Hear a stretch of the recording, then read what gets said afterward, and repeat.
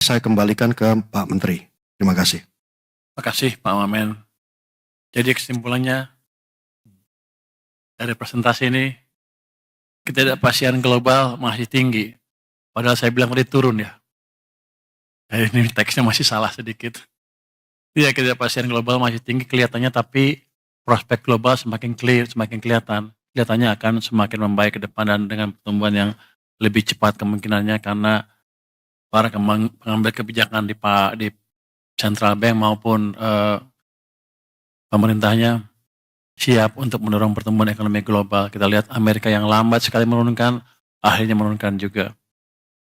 Masih ada tensi geopolitik, tapi udah bertahun-tahun di situ rasanya sih bukan faktor utama lagi. Ya, tetap aja perbaikan ini mesti diantisipasi dan dimitigasi. Jadi lucu kalimatnya ya. Tapi kira-kira gitu, gambarnya sih nggak seburuk awal tahun lah kelihatannya sih.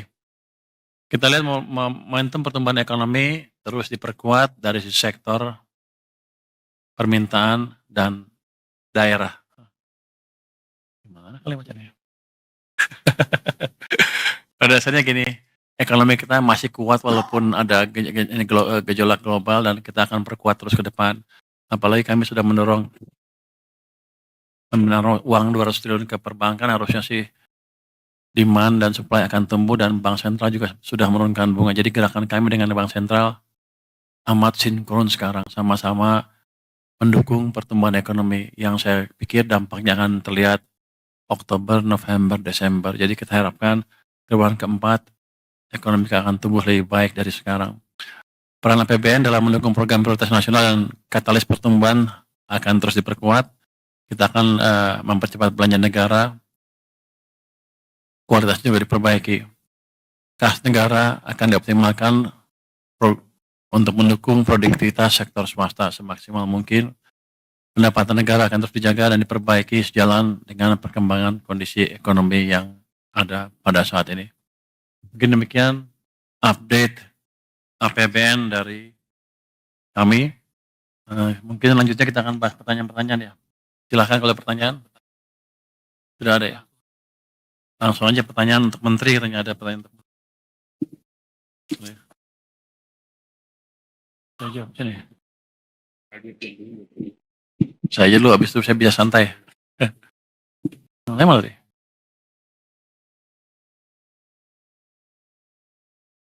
Menq ini ada 3 pertanyaannya.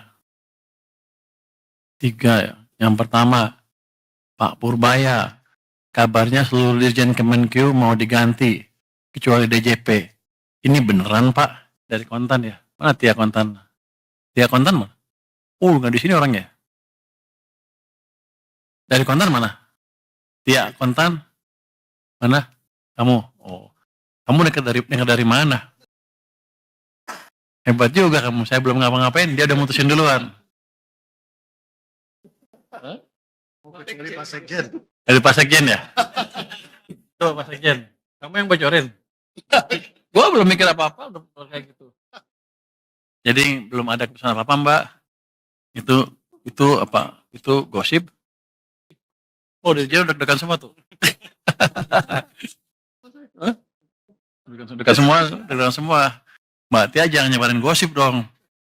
Enggak, belum ada tindakan apa, belum ada keputusan apa-apa. Seluruh dirjen akan diganti kecuali DJP. Sekjen nggak masuk. Berarti sekjen yang nulis nih. Lu yang nulis lu. Yang pertanyaan kedua untuk saya ya. Wacana pembentukan Badan Penerimaan Negara BPN masih ada di RKP evaluasi. Apakah pembentukan BPN akan dieksekusi tahun ini? Ini oleh Maulana Investor Trust. Mana orangnya? Ada Maulana? Oh itu. Kenapa nggak berani gini? Pengen nanya, tapi nggak berani ini, nggak ngaku ya. Takut ya. Jadi kelihatannya sih, sampai saat sekarang, saya belum memikirkan apakah ada badan penerimaan negara atau belum. Apalagi mengingat orang yang ngurus itu mau pindah bentar lagi.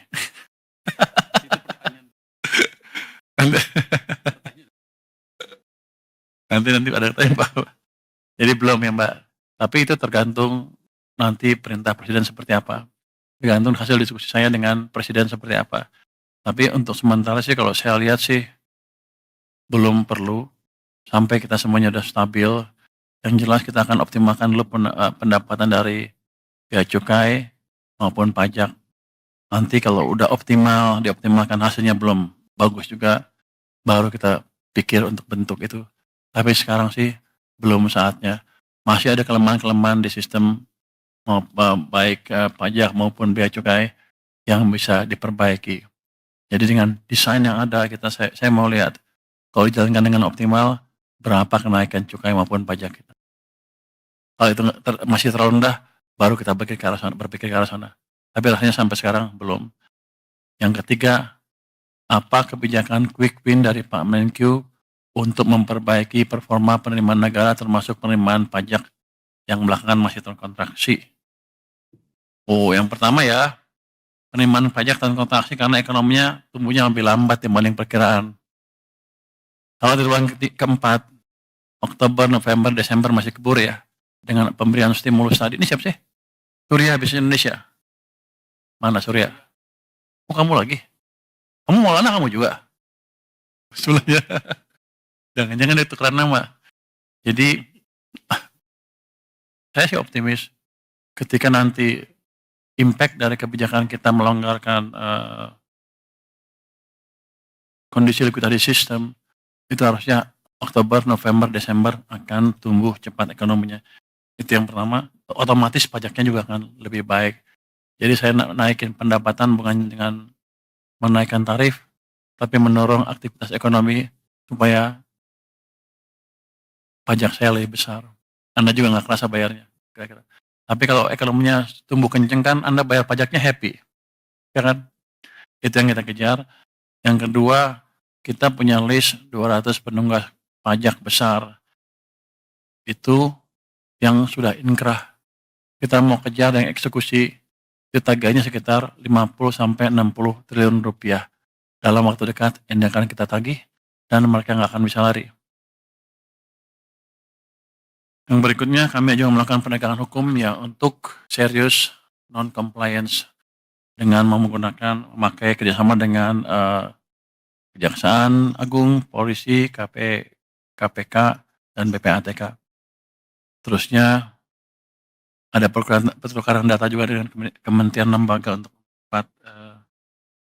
mempermudah kami menarik pajak ya. Kemudian Cortex. Tadi saya minta Dirjen Pajak untuk tulis. Di sini nggak ada Cortex. Kenapa nggak ditulis? Pada dasarnya saya akan lihat Cortex seperti apa. Keterlambatan di Cortex akan kita perbaiki secepatnya dalam waktu 1 bulan harusnya bisa. Itu IT, problemnya IT. Nanti saya bawa jago-jago IT dari luar yang bisa memperbaiki itu dengan cepat. Terus untuk cukai, kan kemarin saya ngomong tentang cukai rokok itu ya. Kami sudah panggil tuh marketplace seperti apa? Bukalapak, Tokopedia, apalagi Blibli semua untuk menghimbau untuk menjalankan untuk tidak mengizinkan penjualan barang-barang ilegal dalam hal ini rokok ya. Nanti yang lain juga. Tadinya mintanya by 1 Oktober ya. Tapi saya bilang secepatnya aja. Terus nanti mulai ada, kan udah kedeteksi siapa-siapa yang jual. Kita akan mulai tangkepin.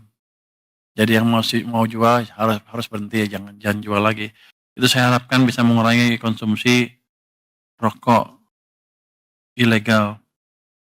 Kami juga akan cek ke ini ya, supplier bukan di situ aja, di warung-warung katanya ada juga per toples murah gitu ya. Kita akan cek. Yang jelas, teman-teman tolong sebarkan bahwa siapapun yang jual ilegal, rokok ilegal di tempat mana, saya akan datangin secara random. Yang lain lagi adalah itu kan kalau kita import ada jalur hijau ya. Jalur hijau biasanya nggak diperiksa tuh. Nggak tahu rokok ilegalnya masuk lewat situ apa enggak. Tapi saya akan random cek. Walaupun jalur saya akan random cek, nggak ngeganggu jalur cepatan, tapi terdeteksi kalau ada kecurangan. Mungkin ya dalam waktu dekat kita akan dapat banyak orang di situ tuh. Nanti yang terlibat kita akan sikat, termasuk kalau ada yang terlibat dari bea cukai maupun orang Departemen Keuangan. Tapi saya harapkan dengan itu nanti 3 bulan ke depan sudah hilang. Karena kan siklus impor kan 3 bulan kira-kira ya. Jadi kita harapkan semuanya mengikuti aturan yang ada dengan benar. Jangan coba-coba mengakali lagi aturan impor yang ada di sini. Itu mungkin short term eh, quick win yang akan kita desain dalam waktu 1 bulan ke depan. Terima kasih. Mungkin dari yang lain, dari Wamen dan lain-lain silakan.